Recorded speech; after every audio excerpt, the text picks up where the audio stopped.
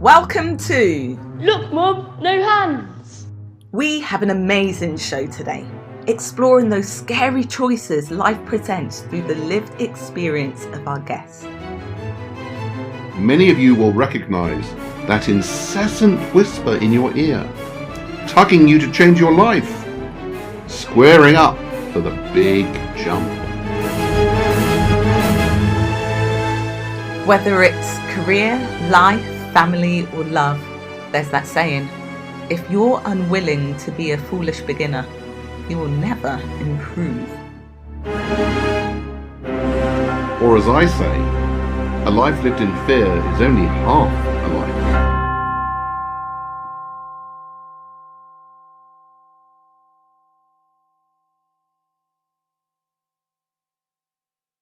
Hello and welcome to today's show. We'd like to welcome Joelle de Fontaine, At Your Beat founder, Nike trainer, and just amazing life motivator. Oh, thank you. Yeah. I mean, it's true. Yeah, I see you as the modern day Mr. Motivator. Yeah, people always say that as well. And I'm like, I feel like, because he's still here, I feel bad. I'm like, but I'll take it. Yeah. I don't feel that bad. You remember Mr. Motivator, I don't you? do. I mean, Mr. Motivator was there to make ordinary people feel that they should be doing something to improve their health through simple exercises that you could do every day, right? And he was cool. I actually met him before as well. I actually did a bit on stage with him at this festival, like me and him. It was like handing over the baton, and I was like, "Thank you so much." It was really funny. It was really funny. And that's when I was like, "Oh my god, I did stuff with Mr. Motivator on the stage," but I didn't have his outfit on, which I normally would do. But what colour was that? It was like he had it like a luminous yellow, something like this, a luminous yellow bodysuit thing. Yeah, and I was like, "Oh." Yeah, you're normally in bright colours. Yeah, exactly. And I was wearing black and white on that day. It was so disappointing. Oh. The fact that he even recognised me and wanted me on the stage was in that black and white outfit. Like, it was just not. It was kind of cool that he liked me still. And you're so achieved today, but what we're looking at is kind of your path to that, which hopefully didn't run true and simple all the way. That there were decisions you took, brave decisions, courageous decisions, mad risks. Hence the look, mum, no hands. You know, it's about taking silly risks sometimes and seeing what happens. And that's a great lesson for life. So that, the viewers who are facing similar decisions and the listeners can draw something from that. So if we sort of go back in your journey, where do you sort of pick up the thread of what you think what you've become today? Where does that start to emerge? Well, it started probably when I was 11. 11? Yeah, because I grew up, like, I have 6 brothers and sisters, but our family, I'm from Bermondsey, and we're like, my mum is from Jamaica, my dad is from Brazil.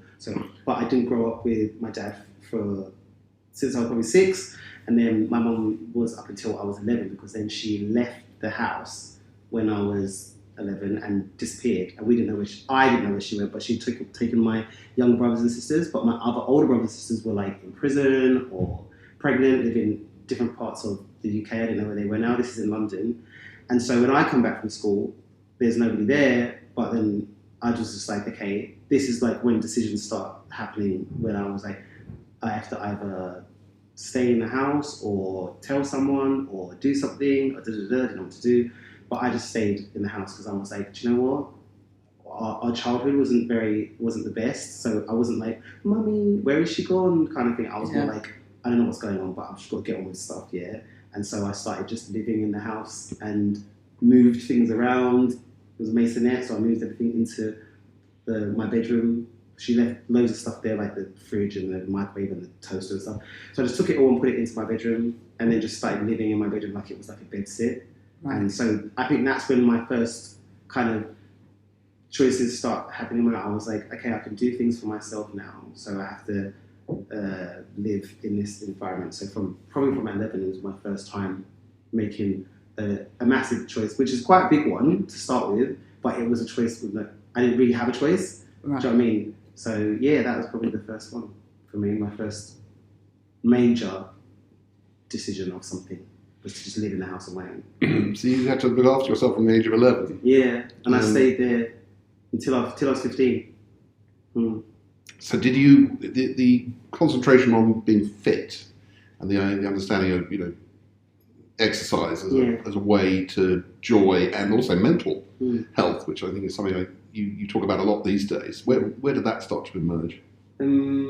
Well, I think after, because when I was younger, I was just obsessed with gaming and rollerblading. I did love sports as well because I wanted to. I love anime and fantasy and stuff like that. So I always wanted to be like a ninja or jumping around or like parkour. Anything where I felt like I was a panther or something like that. So I had a lot of animalistic kind of like outlet. I wanted to release it. So I think with movement and stuff like that and being fit, I was doing it from a young age. I was always like wanting to I was bouncing around at the time. But then when I probably got into probably like 20, because when I first started dancing, that's when I got more into like it's really good for your mental health, it's really good for your body, it's to just move and do something. Doesn't matter what it is. I was dancing in the nightclubs. I got asked to be a dancer there, even though I had never done any dance training, but I just was like, but then they got me doing shows and stuff, and I was rubbish. When I look back now, horrendous. I had the audacity to go on those stages and think I was that. I was like, I'm that girl. Yes, I'm the best one. When I look at those videos now, I'm like, oh my god, me and my friends were like, we were so bad. But you went out there with any fear and just fear. A whole load of confidence. Yeah, literally, I was like, if you don't like me, then you can turn around. There's something else to look at. But I'm still on the stage. I can't turn around because I've got to perform. So I've got to like it then. So I was like that. Let's just capture that moment for a minute. The idea of performing. A lot of people are terrified by it. It's also we talked about this in our podcast series. Actually, even people giving a public speech is some people say it's more scary than dying. The thought of dying. So where do you get that confidence just to go out there and strut your stuff, even if you were a bit untrained by the sounds of it? I think because I was I'm fine with I was comfortable with being a beginner. I feel like that's a nice feeling because I think I'm not planning to stay this way. So my idea is I'm not going to plan to stay a beginner forever.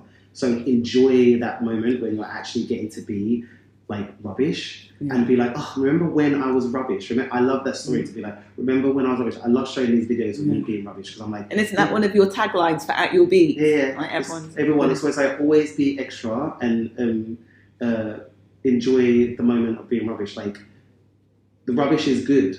It just means that it's like in your house. The bin is full of rubbish, but you had loads of to eat. Yeah, that's why it's there. So really and truly, the rubbish is just a vision of what you had. Yeah? Do you think a lot of people get stuck at that point, that they don't want to be embarrassed or shamed 100%. Or whatever the hesitation is about going through that stage? I mean, even in our opening introduction, we talk about having to be a beginner. Yeah, that's really exactly. And if you're going to be embarrassed at that stage, you're never going to improve. You're never going to go. I say that all the time. Right. People do get stuck as well. Like you said, I think the older you get as well, you lose that feeling of like, you don't even care when you're younger. When you're I think it's gotten lower and lower the amount of time people care. So it was like you could be a teenager and not care, and then but now you care as a teenager because of everything that's going on in the world. I don't want anyone to see, because you can see everything. So people have the fear of even trying to do something, looking bad. Everyone thinks everybody's watching them do something bad, and it's like no one cares. Yeah, it's like if you're on the dance floor and you're worried about going on, actually there's plenty of other people. Exactly. You're not going to look at the guy with the gangly. Yeah, no one's going to be watching you. And I would say people are watching you. They usually are either self-conscious of themselves, or they're enjoying what they're doing. They're like, I wish I could be like that person. So people aren't looking at me like, who does he think he is, dancing and enjoying his life? Like, people don't do that. Right. So do you think the ability to take risks like that is related to experience, personality, not having anything to lose, coming from a difficult start like you did? I mean, I'm saying that, but obviously you had to look after yourself, so you became pretty bulletproof, I would imagine, quite early on in terms of, I don't give an F what they're thinking, this is what I'm going to do. Is that fair? 100%. Like, I always say to people now, I don't care, because I'm like, the bad stuff already happened. The hardest decisions already happened for me when I was 11. That was the hardest stuff, trying to make money as a kid, like thinking, how can I make money? Let me work in this corner shop, and let me sell sweets and cigarettes to other kids at school. Let me do this, let me sell t-shirts, let me make forged travel cards, let me copy the DVDs and stuff. I used to Forged travel cards. You That remember was them? the day. Yeah, oh see? my goodness. We were talking about that only last night. I was literally the connoisseur of those. I always knew, I was like, So that's a fake, people ain't good ones, enough. Let me create another one, stick the things on top, change the thing. And I was scanning everything so I could do it on my Yeah, computer. I discovered that two of our kids are great counterfeiters. I had been in their Yeah. early years. They've done great work. We were like, growing up as a kid, you're like, I need to make this sellable. I was really good. So I was thinking of like, but that's what's helped me now, because from being that way now, I will make a decision and I'm like, this decision is only going to go the direction it's supposed to. So if it goes this way, I'm supposed to go that way because it's going to show me how to go the other way. Right. If it goes up, I'm supposed to go that way. It means that it's like, I always say there's no snakes on my ladders. It's just shorter ladders and longer ladders, yeah? Yeah. And the ladders go different direction. I'm like, there's snakes and life is a bit like snakes and ladders. Not my life. Mine is just ladders and floors, yeah? I'm on this floor for a little while. There's not much places to go. Then a short ladder comes and I go a little bit up. Then this long ass ladder takes me all the way to the top and now I'm up here. And this ladder goes down a bit. I'm like, okay, got to go downstairs. Yeah. It doesn't matter. And if you don't dwell on stuff like that, you actually can kind of enjoy the journey as well. Yeah. Like finding where you're supposed to go. That's what I think. So it's worked for me. We always try and find out if there's a question that people can ask when they're facing a decision. Yeah. Like, you could say, what's the best that could happen? What's the worst that could Yeah. happen? Whatever. How do you... I always... you just always say yes or... I used to be like that. It got me in trouble, so now I'm like, I can say yes to everything, yeah? So now I'm more like, I think, how can I'm weird now, I say weird. I want to amplify stuff and get other people opportunities. So I always think to myself, how can this be amplified so other people can get in on this as well? Rather than, if it's just beneficial for me. So you're sending that ladder back down for people. Yeah, exactly. And which Yeah. people do a lot. They open the door of opportunity and they shut it. Yeah. And they put a lock on it. And they put, like, you can't come in here and this way. They've got a little thing in through, look, you can come through. Whereas I'm more like, I open the door, I actually want people to come in, because if we are all in here on the door of opportunity, it means that I have more opportunities as well, because when they get opportunities, they think of me. And when, you know what I mean? So it's all like, it's fun, it's nice that way. So that's how when I think of things to do, what comes in my head is like, is this really going to help the agenda of what I'm trying to do with everybody else? Or is it just going to help me? And people are like, but we want you. I'm like, well, you need to want everyone else. Can you make sure that some of the instructors from AOB can be on this as well? I'm bringing someone from AOB to be on this job with me as well. Okay, cool. So much better. Then I'm like, then my decisions become easy, because if they're like, it's just, we just want just you do it, I'll be like, oh, I'm sorry, I'm not free then. Oh, really? Yeah, like that's how I started being. I never used to be. Yeah. And then when I changed, my company started to grow more as well. It used to be like, it had to be me. And then now it's like, it has to be us. We just keep growing. And that's a risk, because everyone could have just turned around and said, well, no, we just want you. Yeah. And you've not got the budget for... Exactly. But when you say it to them, they're like, let me see what I can do. And you're like, let's see what you can do. We managed to have it. And I'm like, yeah, because I've created value in myself and I've created value in the people as well, to show them that these people are just as good. Yeah. And then they're like, actually, do you know what? Let's just have them both do a banging job. Yeah. And that's it. Every time that brand now knows that if he's going to say to us that we want someone else, they're going to be happy with it. So that decision becomes a good one. So that's in my mind. Have you ever felt like an imposter, apart from when you're on the podium and Yeah. in the I club? always feel like an imposter, actually. I have mad imposter syndrome. That's why I never would say anything about having a company or anything for the longest time. People didn't even know. I was being like, oh, I teach there. And people were like, oh, you teach at AOB as well? You teach, yeah. When I'm around the street, I don't say, like, thingy. Even on my bio in my Instagram and stuff like that, it doesn't say that I own AOB. It just says that I'm creative there. Right. I never put it there. I'm like, I don't know why people know now as well, but it's just this. It's probably me. I'm going, no, he is actually. Yeah. And I'm like, I don't even want to. I just never say it. I don't know why I do that though, and that's with many things. I feel like I shouldn't be there, because why do they want me to be there? And then I just go back to like just thinking of how I started and thinking of all the things that I've done. I'm like, actually, I didn't jump here. I went on all those ladders. It's on the stepping stone, yeah. It's a bit like those fairy tales where the king dresses as a pauper to see what the people really think, because he's never going to find out if he dresses as the king and moves amongst them. He's going to get the king reaction. It's true. I end up finding everything out, and I just know what's going on, like with members and with instructors. I just know, and they're happy to come and talk to me, so they don't have to be like, we have a complaint, but we don't want to say anything. They can actually say, hey, so we're just thinking, could we have more? And I'm like, yeah. And then they know that it's there. They don't. Sometimes they're a bit extra. They can be like, actually asking me, like, can you do my account? My account's not. And I'm like, babes, that's not me. Like, I know I'm here to talk to, but I'm not here free for everything. So yeah, it does help. Sounds, Joel, like at some point you made this decision that it wasn't just going to be about you and how much you could teach. It was going to be bigger than that. Yeah. And you were going to push this into a wider audience by having other people that were trained or learned the ropes from you. What was that? Was there a moment when that was kind of like a little light bulb moment for you too, where you said, no, I'm going to take this approach? Yeah, like when I first started, it was just me and my two friends, my friend Gary and my friend Kieran, and they were doing stuff with me. And then after a while, I was like, actually, you know what, this isn't going to work, like just having just the two of us. So I was like, it's just three of us, so I was like, I have to change it. So I ended up being like, okay, I need more people. I started looking for other teachers and stuff. But then members didn't like them, you know. They were like, oh, we think it's just you, like, obviously because they've been so used. So I had to make a decision, being like, do I be like, do you know what, I know better in this instance, or do I have to be like, okay, let me just try to do what you want? And then I realised, actually, I'm trying to find people that I really believe can benefit them. They have no idea about what the dance industry is about. They don't know. They just thinking based on, I want this. So and they get comfortable with what they know. Yeah, exactly. And I'm like, it's coming from a place of like comfort, but it's still kind of like, think of the amount of other stuff you can learn from this other person. That you've got my stuff, but now you've got this other person. So it's about growth as well. And so once I started to say we're a growth focused dance studio, it made them know it's not a cult. You're not going to have this one person forever.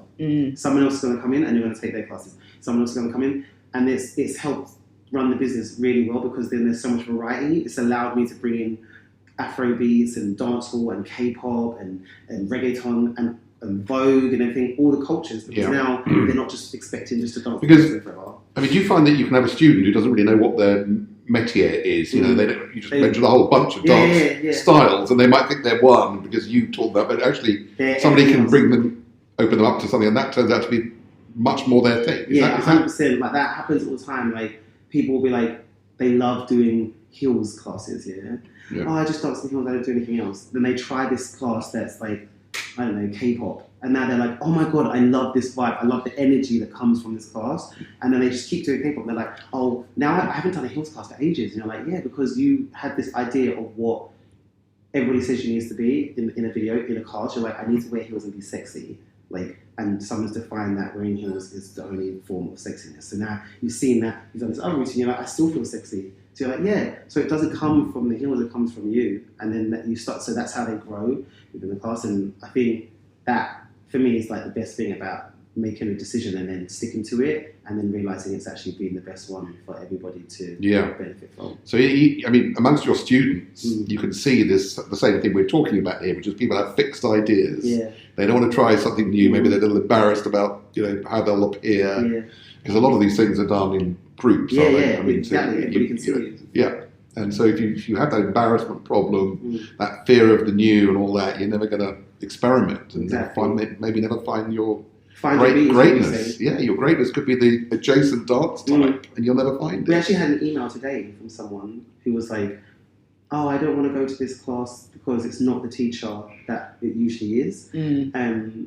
And then they asked, why don't that teacher have any more classes? Can they have more during the week? And I was like, it's quite interesting that you didn't want to go because they said that their class gives me the thing to keep carrying on for the rest of the week. And then I was like, I responded and I was like, do you know what? You should still go to the other class, because you're basically making your life have just that one thing that allows you to go on for the rest of the week.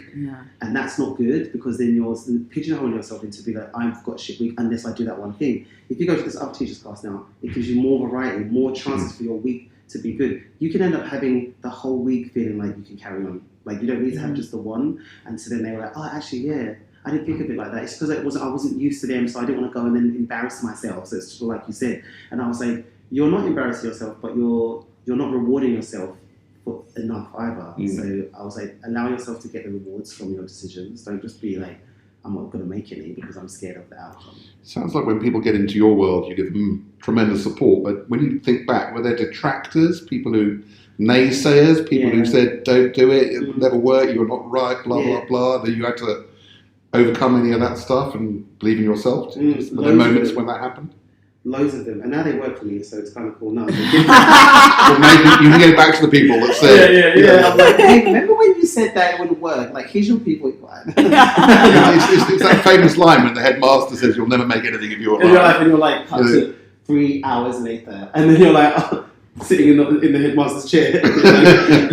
Need a coffee, and they come. You're the guy they all want to bring back to talk prize giving day. Yeah, exactly. No, I did have some people who were like, I don't think there was a teacher who started. I always remember this because it's why I made the decision as well to be like, I'm going to stick with if I believe something is right and I'm going to go with it. I'm going to stick with it. I'm just going to be like, I'm going to run this thing out for probably like 4 weeks. And if it's right, it's right. And there was this one girl, and she was helping me out at the beginning.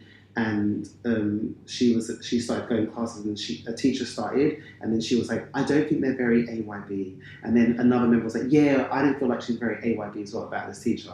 And she was very expressive and stuff, but they just wanted something else. And I was like, you single people can't define what is AYB. So it almost means like she's very AYB because she's different to what you expect. So, and AYB is all about difference and embracing it. So in fact, she's exactly AYB. So now I'm going to keep her. And so I was just like, well, she's staying anyway. So it'd be best just to get used to her, take her classes, like support her, give her guidance, help her out. And then she ended up being like one of the most popular teachers ever. And the person who was like, oh, she's not there, never saw them again. Wow. They lose out because they're literally not prepared to make a decision to be like, oh, look, do you know what? I'm going to do it anyway. Look, mum, no hands. They're going to go and take the class anyway. They're actually opposite. They're like, I'm not doing it. Do you know what I mean? Their arms are folded.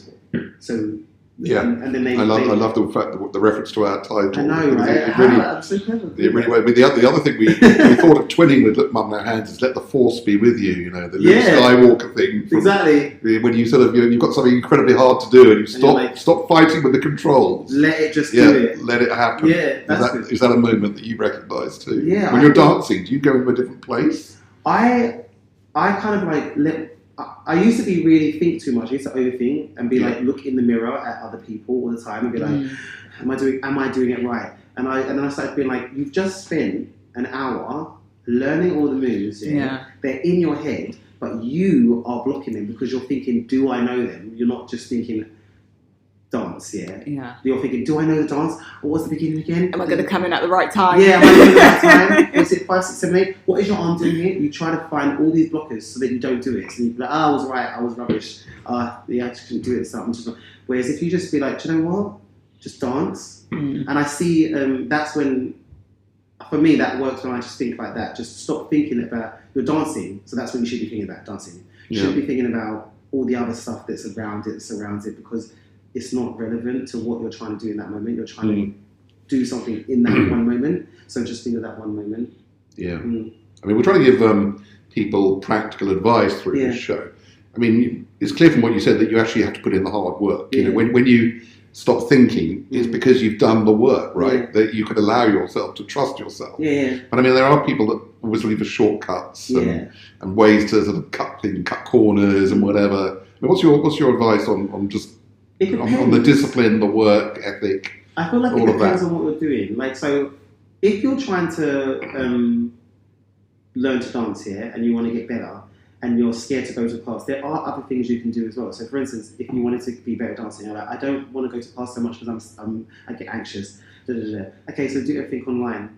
Do it all online, but do it more than what you would do if you were going to classes, because then that way it's going to take you longer to get to the class, because there's personal stuff that you learn in there from other people, and you don't have that in the when you're at home. But the luxury of being at home is that you don't have any anxiety and fear of everybody else. So it as you is a good place for you to grow. So if you've got a decision to make, I think, and it involves other people, if you can take yourself away from that and be like, let me just go and think about this decision without the noise of everybody else. What does it look like for me? What does it look like for the whole outcome of the thing? Without their input, what would the best scenario be, like you say, what would the worst scenario be?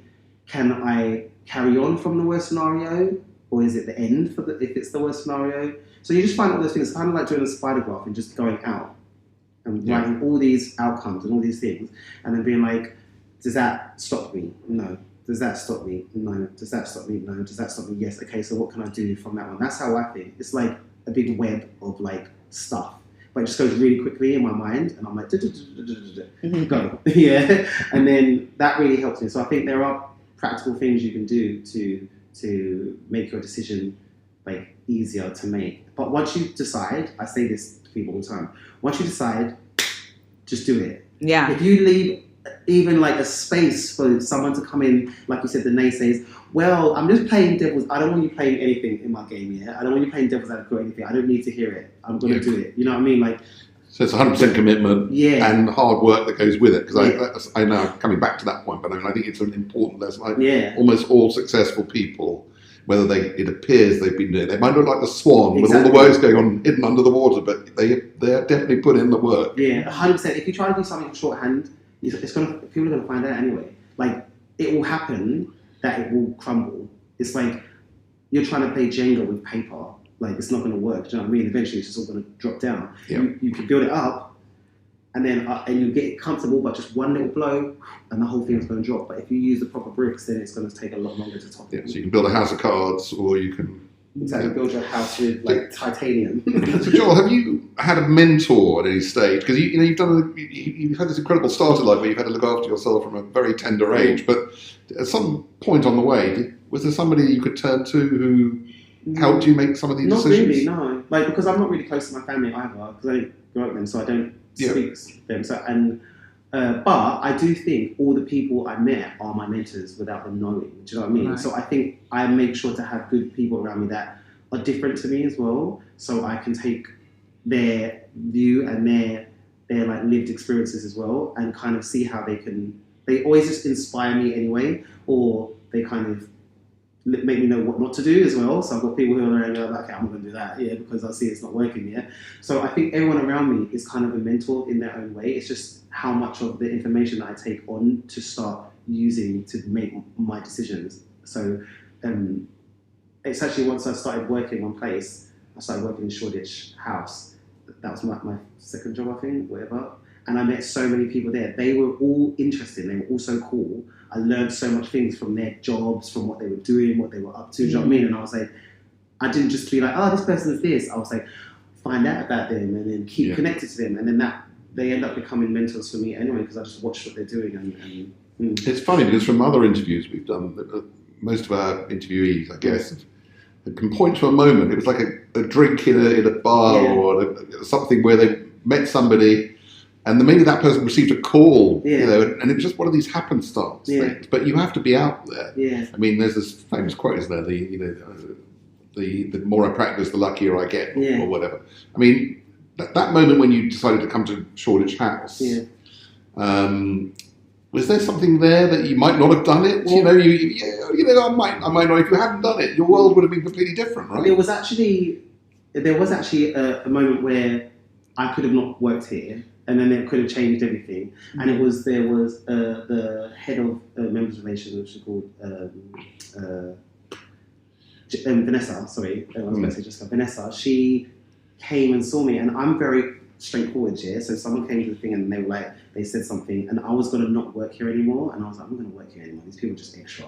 I can't deal with it. Mm-hmm. And someone said something, and then she came and saw me and was like, I like your energy, like you have good energy. Mm-hmm. Whatever it is that you're doing, I just like your energy. So just keep doing what you're doing. And I was like, oh, okay. So I'm actually right in shock, because I started to change myself here to be fit in, and I was like, and then she was like, I like the way you are, the way you talk, your energy. You just got this nice vibe about you. And I was like, I'm going to actually amplify it now. I'm not actually going to go the other way. And so if I didn't say that, if she didn't say it to me, I wasn't coming back to work the next day. So I was not going to be here. So I guess in a sense there are moments where people can say something to you or trigger something in you that makes you like go get that superpower, like that mushroom from Mario or something, and then you start going off even more. And so, Don't mention Mario with me. I know you can't see, listeners. But that's the reason why that's I my mentioned alter ego. I was going to ask, where do you think you'd be if you hadn't taken the steps you did? Yeah. So if Vanessa hadn't come up to you, I would have been working here, and then I probably wouldn't have met any of the people that I met here. And you wouldn't have started your classes. I would have done, because it was here where I learned all of that stuff. I had my way of being, but it would have been my way of being in any place. Yeah. But I learned. They gave me my first class here at Shoreditch House. So it was like everything was there. Like they instigated a lot of my dance journey, and that met with people there that helped me with building the website and helped me build a website. Because I remember it there was you in your class here, and then you're like, oh, actually, I'm going to do this next. I'm going to do this next, and you're just on fire, just like. I'm leaving now. I'm going to America now. I'm opening a studio in America now. Okay, bye. I'm doing this now. Okay, I'm a Nike trainer now. It was literally just like everything was going, and I was just not prepared for any of it. Literally, like in my mind, I was like just doing it. I mean, in a way, it was your big break, although you couldn't see it. And I think the really interesting thing you mentioned was that there was this tension. You were trying to fit in here, otherwise not be authentically you. And actually, she said, no, be you. We like your energy. We like what you're doing. And then you said you amplified it. Yeah. And that's such an important thing, isn't it? About sticking to your guns, knowing what you want to do.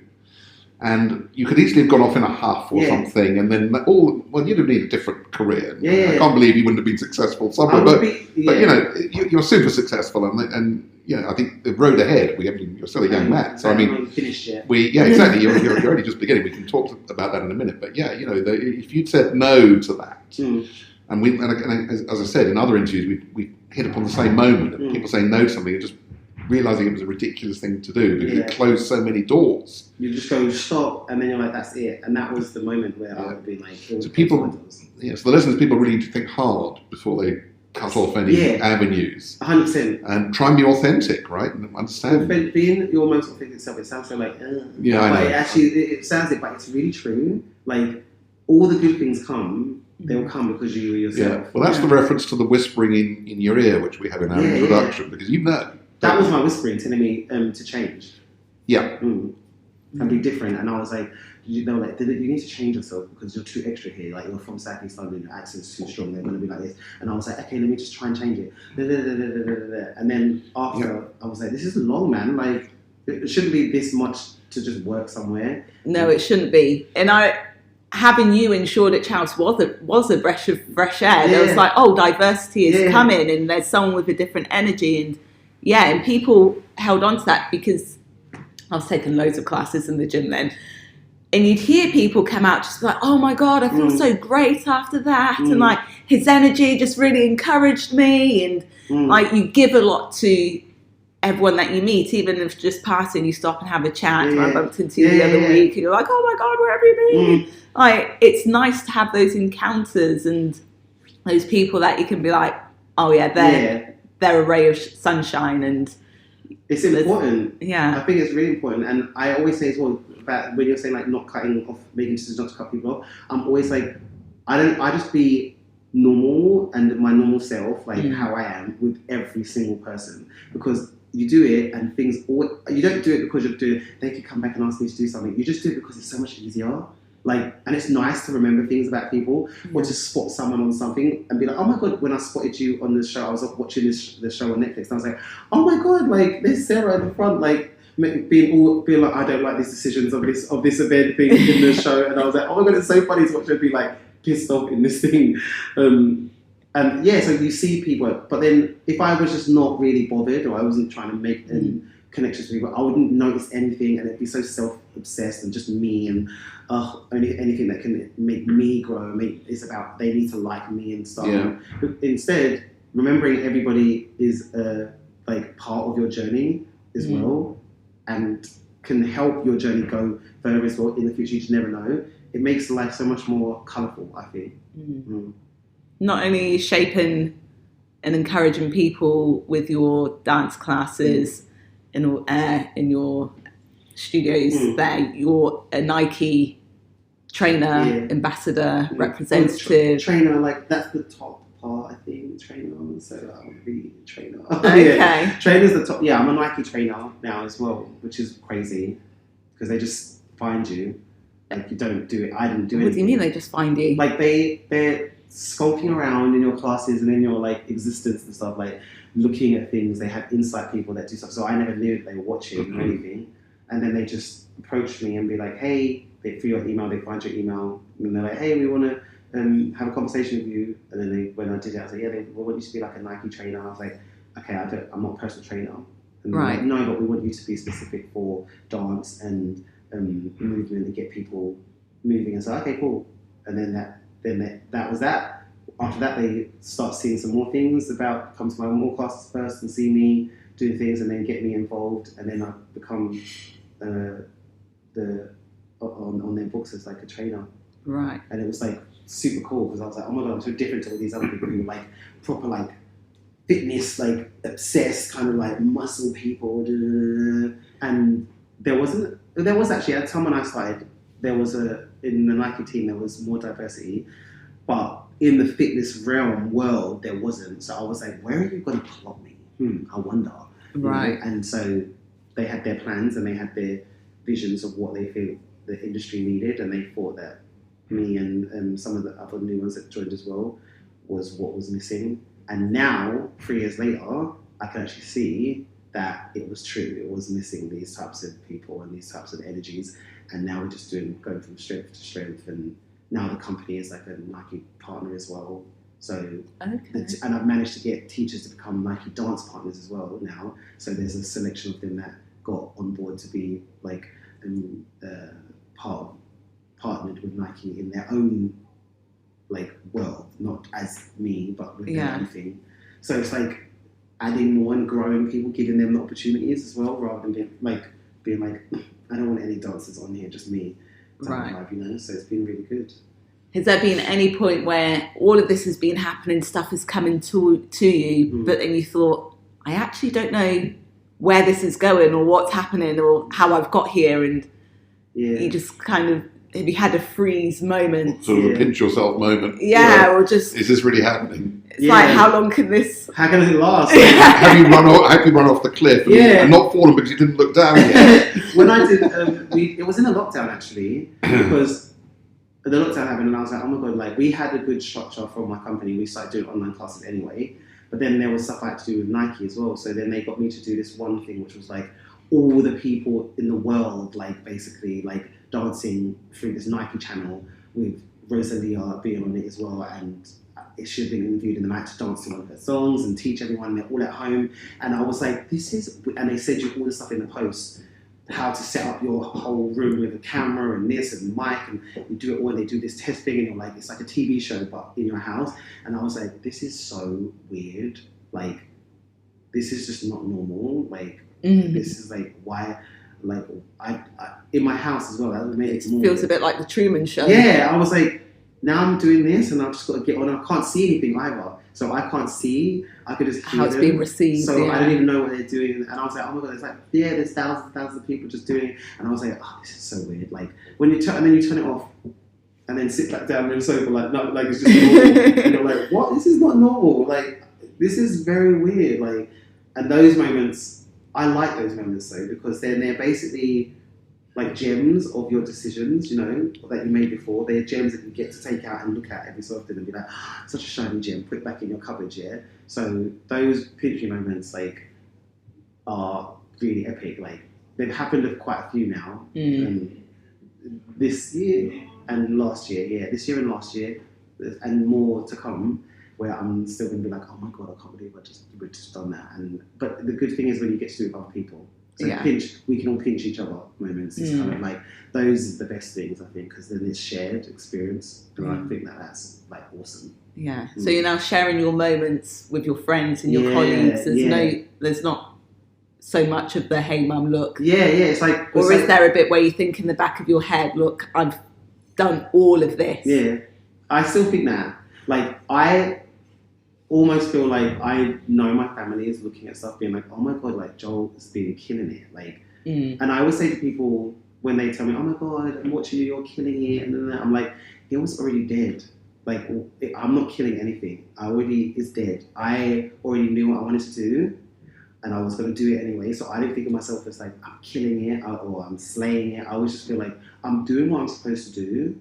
You're really the phoenix then. Yeah, literally. You're rising. I like the fit, and like I said before about being rubbish is really good because when you do the journey, the joy of being where you feel. Doesn't matter what other people think all the time. Sometimes like where you feel it's the right decision, where you feel it's giving you what you need out of it, the joy of feeling that is so good that it doesn't even compare to how rubbish you felt when you were actually crap at something or the decision was crap. When you make it and you get round and you get to the part where you want to be, that feeling is beyond the bad one. It's interesting though, the question of motivation, which I think we were getting onto, is the idea of look, mum, no hands, is showing off to your mum and scaring the life out of her. By doing something crazy and skillful, hopefully.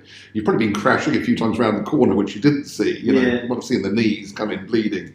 But I mean, you're aware of a family, but not very much in touch with them. But do you think part of your motivation is a kind of look at me now? Yeah, definitely.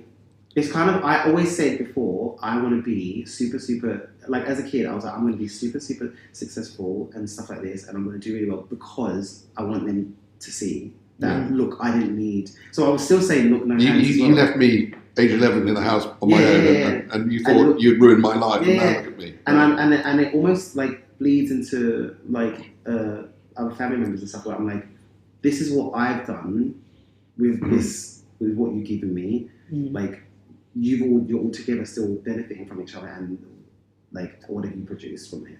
So it is a kind of showing off to the mum is the whole entire family, So there is an element of that there as well. Joel, I wanted just to understand the way you see the relationship between mental health and physical health, and fitness. I mean, do you think that dancing and movement can be a remedy for mental health problems, or do you just see it all as one functioning machine?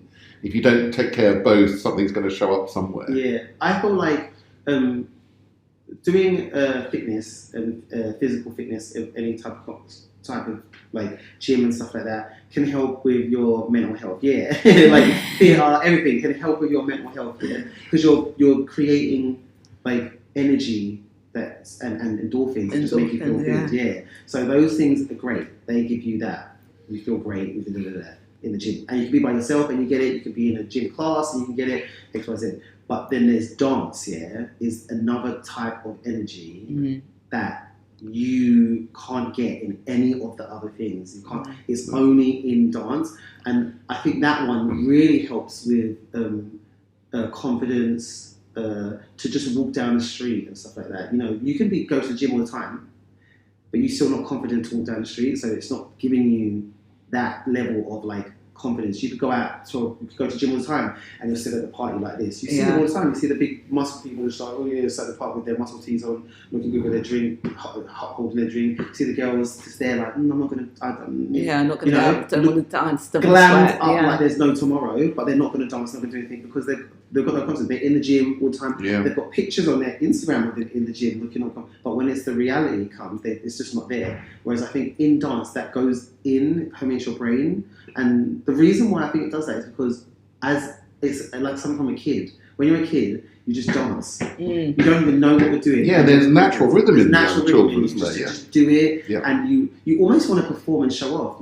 That's definitely the look on their hands. Look what I did. I created this, and it could be rubbish. It could be anything. It doesn't even. But they're so happy with it, and then you're so happy with them doing it. So everybody is getting something from this experience, And so when you start dancing, you're getting that, and you're getting healthy, and your physical health is getting better, and your mental health is getting better, and your spirit is getting better. Because I feel like there's another type of health that you don't get from this, like spiritual health, like this energy thing. That's what you get in dance, and that is why I think people really have gotten into dance so much more now, specifically after lockdown, during lockdown, because they needed that spiritual. It's the freedom of expression. Yeah. And dancing is a performance. Yeah. And I mean, performance does have an amazing effect on you. I mean, I do a little bit of stand-up and so on, but when you've done a great job and you've had a reaction from people, it's a tremendous amount of energy you get.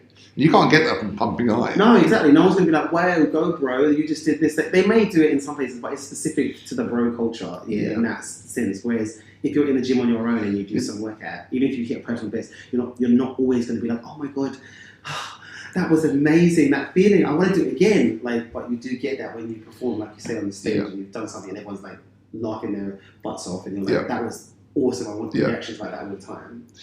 And you know, there's something you said also reminded me of a kind of distinction I make about what I call static beauty. You know, you were talking about these girls that are frozen but won't take the risk.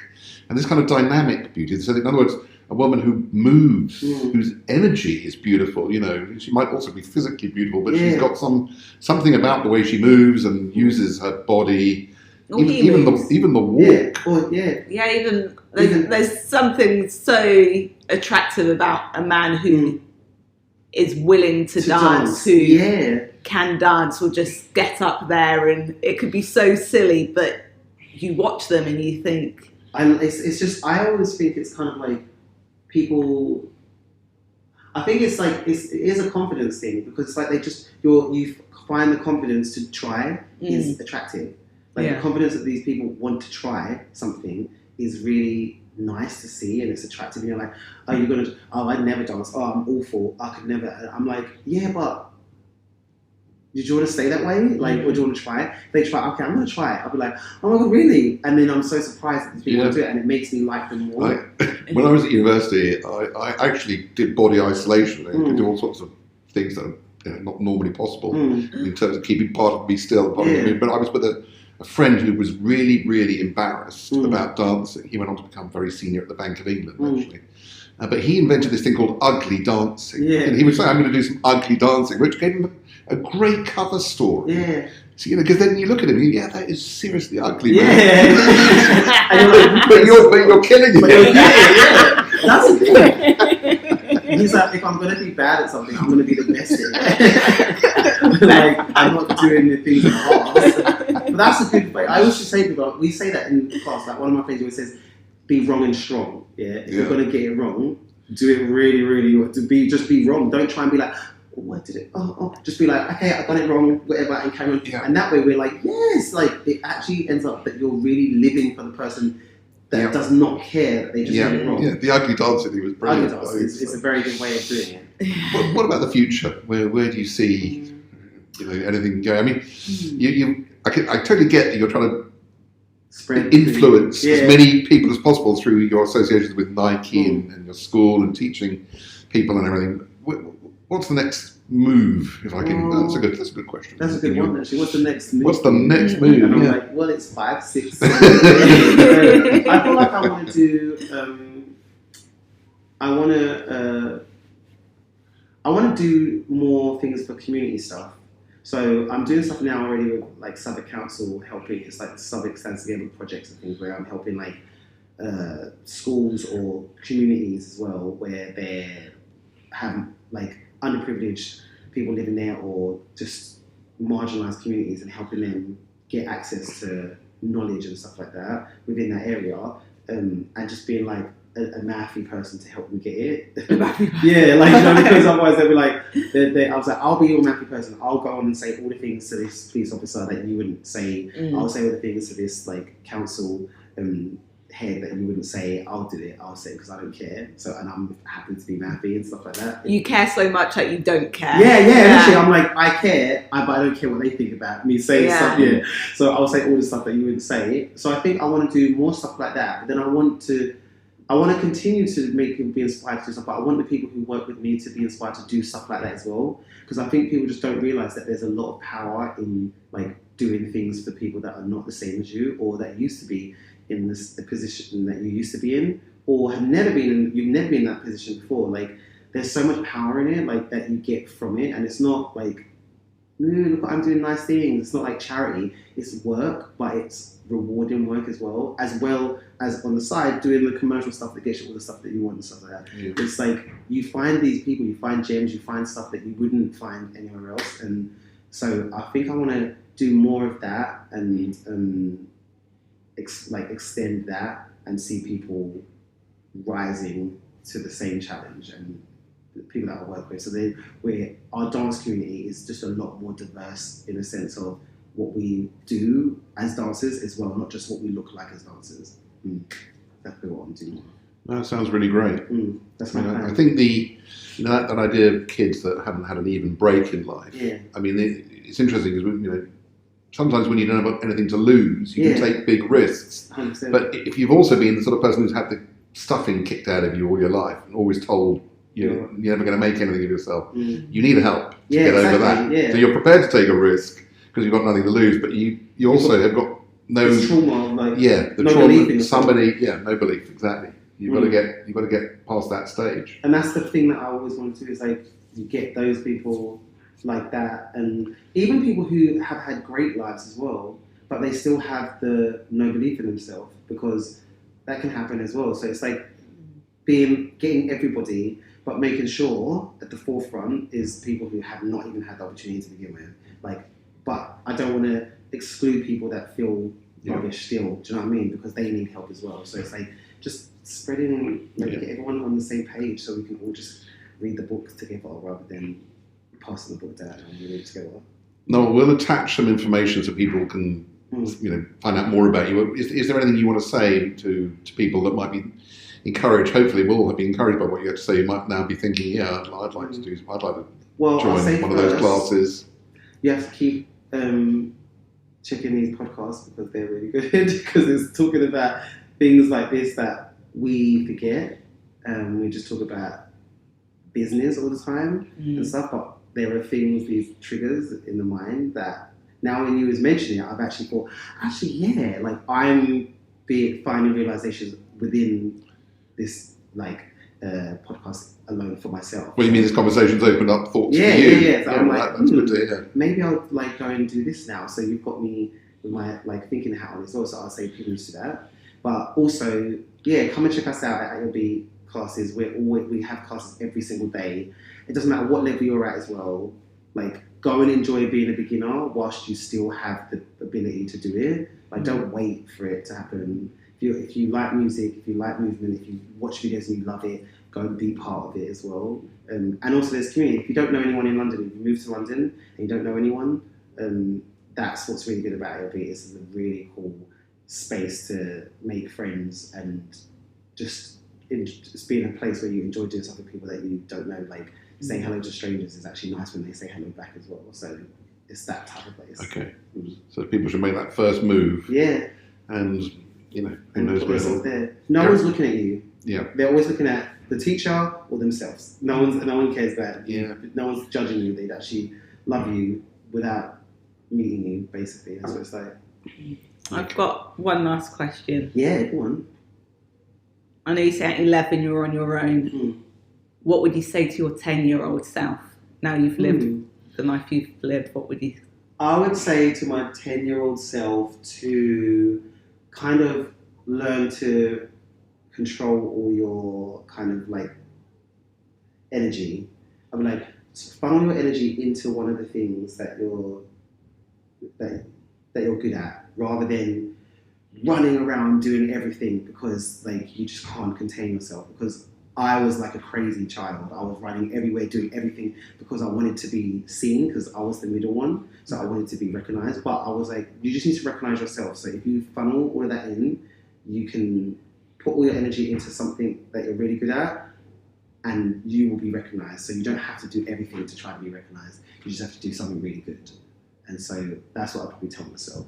I probably wouldn't listen either because I was a crazy kid, but I would still tell myself. Yeah, I mean, no one can live someone else's life for you. You have to make your own mistakes to some extent. I think what we're trying to do through the show is equip people with the approach, so asking the right questions. We can't tell you what the right answer is. Exactly. Sometimes you were saying you can have a whispering in your ear you should ignore, and you should follow. Yeah. Still whispering in your ear, you've got to work it out. You've got to work out if it's a good whisper or a bad whisper. Yeah, but I think at the end of the day, you're kind of being authentic to yourself.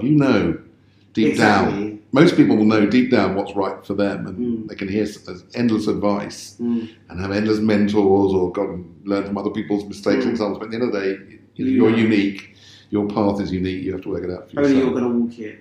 But I think you're, if I may say, a huge inspiration thank you. for anyone that is wanting to make big decisions and can overcome difficulties in life. But there are a lot of people who unfortunately will think, I just was born in the wrong this and didn't have the break, didn't have the money, 100%. don't have somebody in the family that already, and you could just think that's What's good enough the reason. Mm. And you must be a shining example of somebody who had no help, whatever, other than your own efforts. That's why That's why I wanted to do stuff like that, because I wanted to always be. I've been going to prisons and stuff and talking to people, the inmates in prison, and being like, don't let what your experiences were, tell you what you should be. Like, stop living. I don't live as the 11-year-old anymore. The 11-year-old was amazing. Like, look what they did, And I'm like, I need to be even better than the 11-year-old because I don't want to embarrass my 11-year-old self. Being like, I didn't want that for no reason. So I feel like people need to not let it's hard because it is hard to do stuff, but don't let it 100% define you. I think we all have that hurt 11-year-old. I do too, because I was a very different person now. And I am now from the 11-year-old. But there's still that 11-year-old in there somewhere, who's just been overtaken by you, layers and layers built up. In some ways, he's down there, very faint voice. And the power that they have is actually quite good to tap back into when you don't know what to do. I'm like, well, he did. Yeah. So I think anyone who's overcome adversity can always tap into that when they're facing a new problem and say, you know what, I managed that. Yeah. Nothing can defeat me. Yeah, exactly. Well, Joelle, it's been amazing conversation. I've so loved it. It's been good. It's been joyous. I love this this whole vibe. It's very me. I feel very relaxed as well. Yeah, that's been clear from the interview. In fact, you started before with all this kind of belly dancing stuff. I was part of my dance routine. I'm a thief. I'm still a belly. We're going to get Daniel to one of your classes. I always do this hand stuff in front of people's faces. That might have to be a YouTube episode. I was thinking, that's incredible. I just would never have imagined we'd have that immediate connection. You didn't even know it, but Well, do you want to close us up? I shall do, everyone. Thank you for listening. Joelle, thank you so much for your time and your openness. It's been an absolute delight. Daniel, we're done. Thank you. Thanks again, Joelle. Don't miss future episodes of Look, Mum, no hands. Share and subscribe wherever you listen to your podcasts and give us a 5-star review on Apple. If you are inspired to take that leap and join us on the show and share your experiences or have a friend who might, message us on Instagram at Look Mum No Hands Podcast.